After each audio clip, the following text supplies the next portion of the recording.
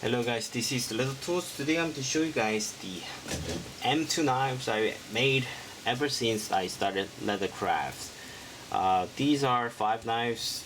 I mean, three kinds of knives. Was it right? Yep, it's 3 kinds of knives, and this is 6 knives. I made lots of the past, gave some to my friends, sold some up to people I know, and these are the survivors now. Okay, first of all, you might familiar with this M2 knives I made for cutting leather easily. It's kind of European style leather knife. It's really popular in Europe and US. I sold many of these, and it's really sharp and it stays sharp very easily. And this is the one of the knives I made, and I was surprised to the results. It's really thin blade, and it cuts amazing fast, amazing sharp. It's really accurate cuts. It makes really accurate cuts. It's really thin blade. It's an awesome knife. Now these are the order I made chronically. I made first this knife, and recently I made this one. I'm in progress. You may see two colorful red, beige, and light tan and red, but I'm going to make the sheath for all the same color just to be look arranged later on. So see, this one has this is skiving knife. I have a teeth left on this side to grab on the thumb more. It's not sharp to the finger. It's just to smooth it out to feel smooth on the hand.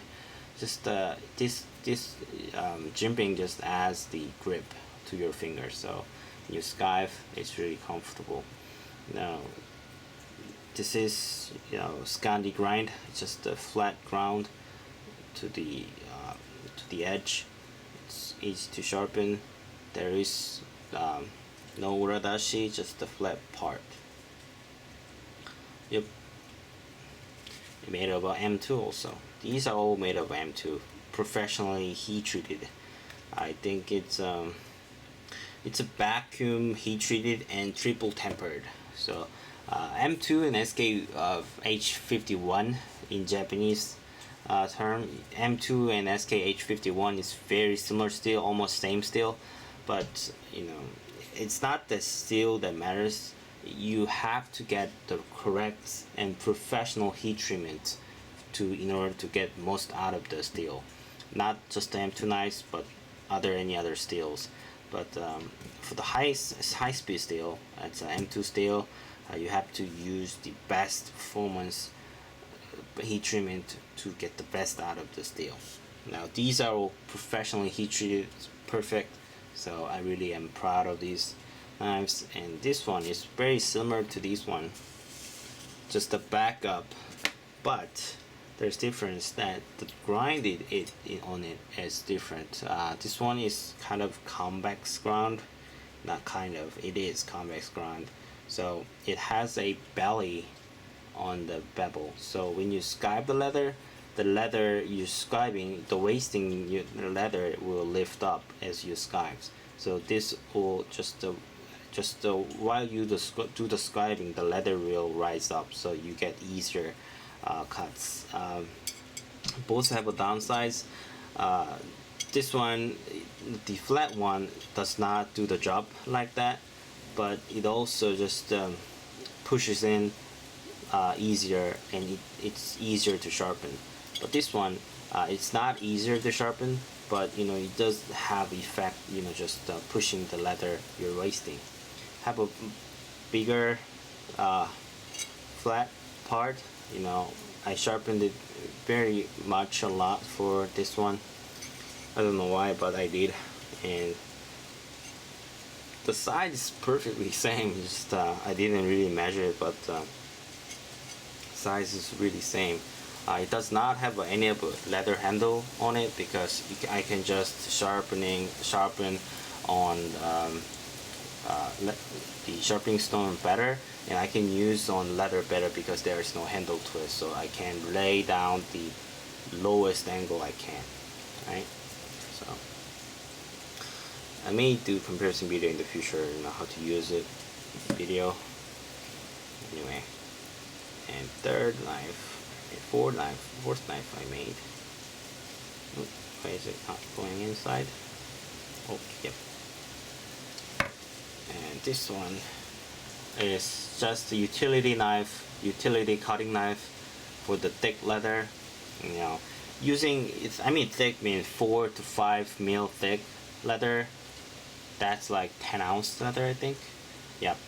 And if you want to cut those thick leather with a single cut, you have to have a thick blade like this. This is just a prototype I made. It looks like a bird head to me. It's like a bird.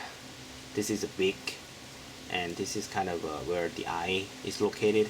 I call this bird knife. This is prototype, and I sharpened it to the convex edge. Convex edge just splits down the leather easily, but it's kind of hard to sharpen for the beginners. So I'm trying to see if this works for thick leather, and I need to finally choose what angle I want to put on the leather. The grind on both sides isn't perfect, but I have to correct these on sharpening stone also. And it's just a simple knife. Easily cuts the thick leathers for the rough cuts only.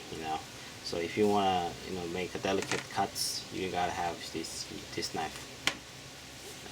This one I think twice as thick, probably. Yep, I think twice as thick, and this one. Just eyeballing it though. And for fifth knife I'm using recently, this is the kind of Japanese type of leather knife. This is just a single bevel. Doesn't have a uradashi, but have a very good chisel ground knife like a Japanese leather knife. But this one is not put like this. It's just a flat straight bar. And I wrapped a vegetable tan leather around the handle, so it acts like a grip and also the handle. But I didn't want to add the thickness to the knife, so I just wrapped the 1 mil leather around it, and now it's quite grippy. It's not hurting to my hand. It's really grippy knife. It's a pretty good knife.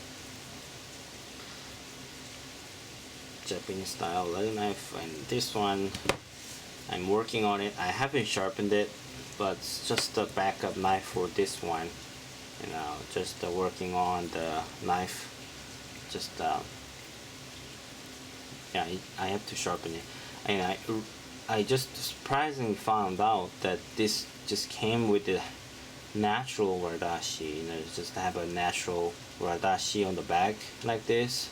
So I was kind of surprised to see this have a uradashi. It doesn't feel really concaved when I feel the knife, but it came like this when I just randomly choose the steel.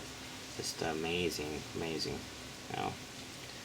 This is going to be probably the best knife I've ever made, because this is the last one. Because you make knives or you make leather products, you make the latest product the best.